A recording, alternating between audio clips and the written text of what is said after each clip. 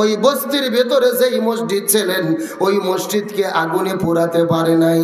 আর যেই আল্লাহর কোরআন মসজিদের মধ্যে ছিলেন ওই কোরআনটাও আগুনে পড়ে না।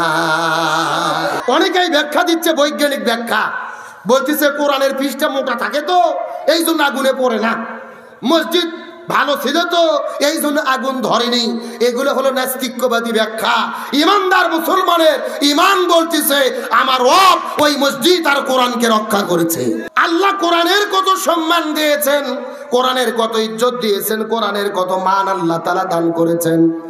এই যে গত 2 দিন আগে ঢাকা শহরে করাইল বস্তিতে আগুন লাগার কারণে পুরো বস্তিটা আগুন দিয়ে পুড়ে ছাই হয়ে গেছে, কিন্তু লক্ষ্য করে দেখা গেল ওই বস্তির ভেতরে যেই মসজিদ ছিলেন ওই মসজিদকে আগুনে পোড়াতে পারে নাই। আর যেই আল্লাহর কোরআন মসজিদের মধ্যে ছিলেন ওই কোরআনটাও আগুনে পড়ে না। আশেপাশের সবগুলো পুড়ে ছাই হয়ে গেলেন, কিন্তু আল্লাহ তাআলা কোরআনের ইজ্জত রক্ষা করলেন, মসজিদকে আল্লাহ তাআলা রক্ষা করলেন। মসজিদ আগুন দিয়ে পুড়লো না, কোরআনও আগুন দিয়ে জ্বললো না। চিৎকার করে বলেন তো দেখি কার ক্ষমতা?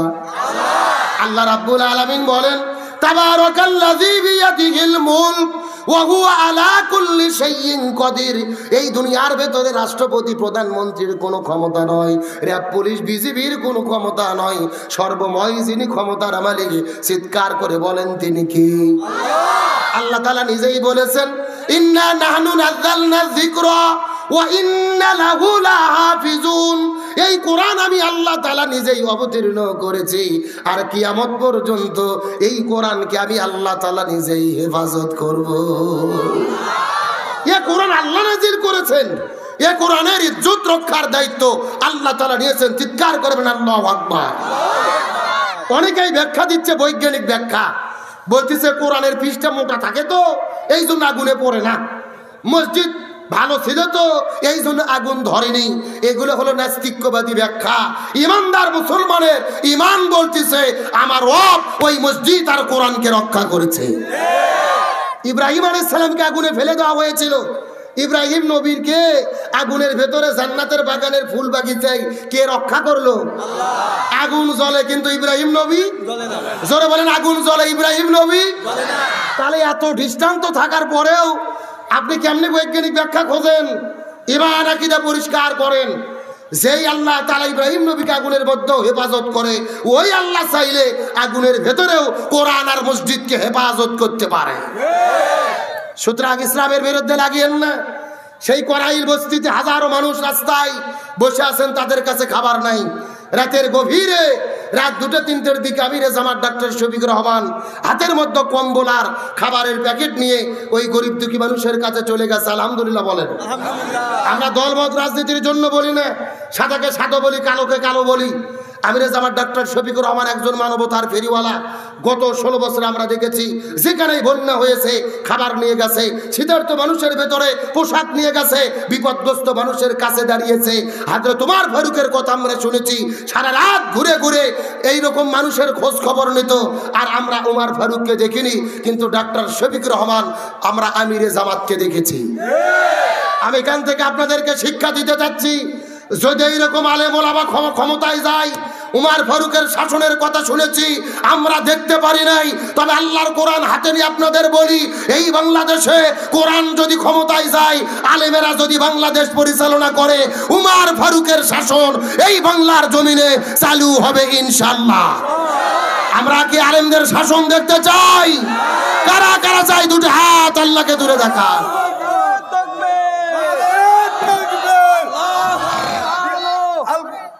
আল কোরআনের আলো,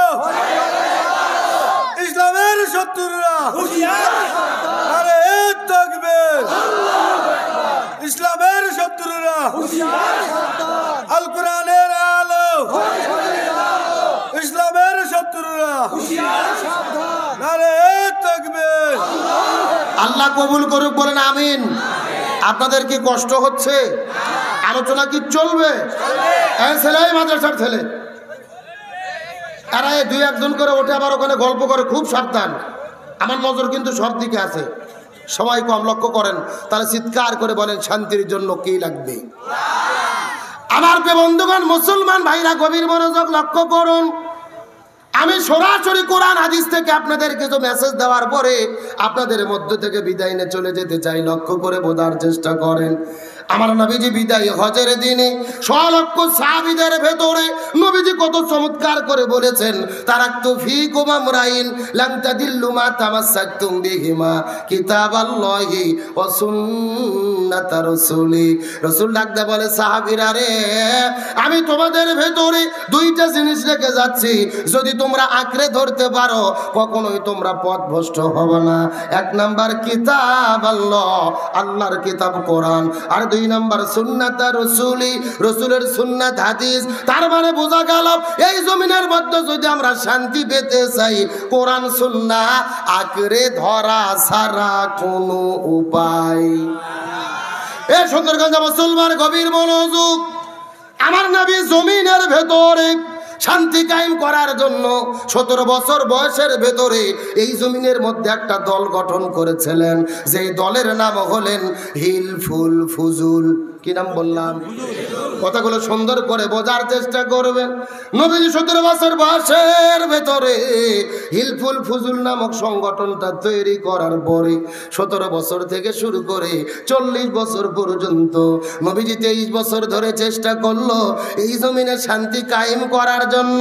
কিন্তু দুর্ভাগ্যজনক ব্যাপার হলো, নবী 23 বছর ধরে চেষ্টা করার পরেও এই জমিনের ভেতরে শান্তি কায়েম করতে পারলো।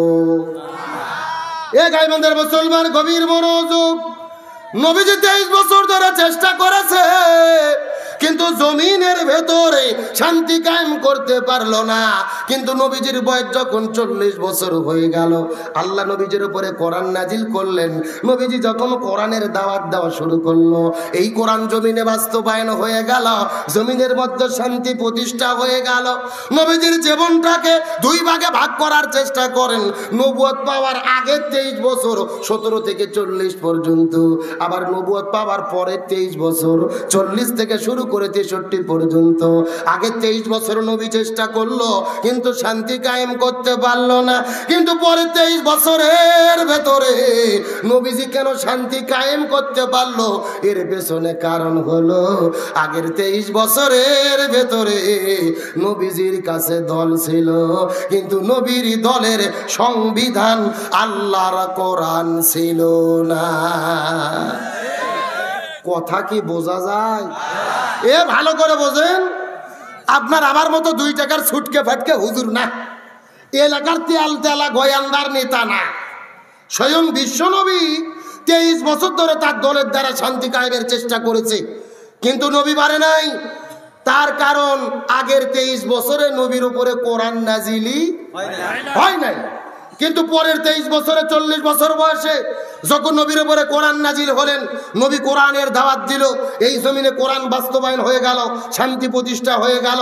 তার মানে বোঝা যাচ্ছে বর্তমানে বাংলাদেশে যতগুলো রাজনৈতিক দল আছে আর শান্তি প্রতিষ্ঠার ঘোষণা দিচ্ছে, ওই সমস্ত দলের দ্বারা এই জমিনে শান্তি কায়েম সম্ভব হবে না, যেই দলেরা আল্লাহর কোরআনের সংবিধান দিয়ে পরিচালিত হয় না। কথা ক্লিয়ার না ভেজাল আছে?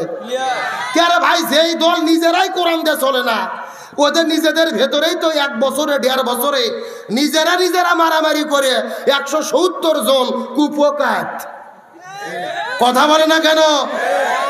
আগে যুদ্ধ করেছে, এখন আবার নমিনেশন দেওয়ার পরে যারা নমিনেশন পাইছে আর যারা পায়নি, এই 2 গ্রুপে মিলে 3য় বিশ্বযুদ্ধ চালাচ্ছে। কথা বলেন ঠিক কিনা?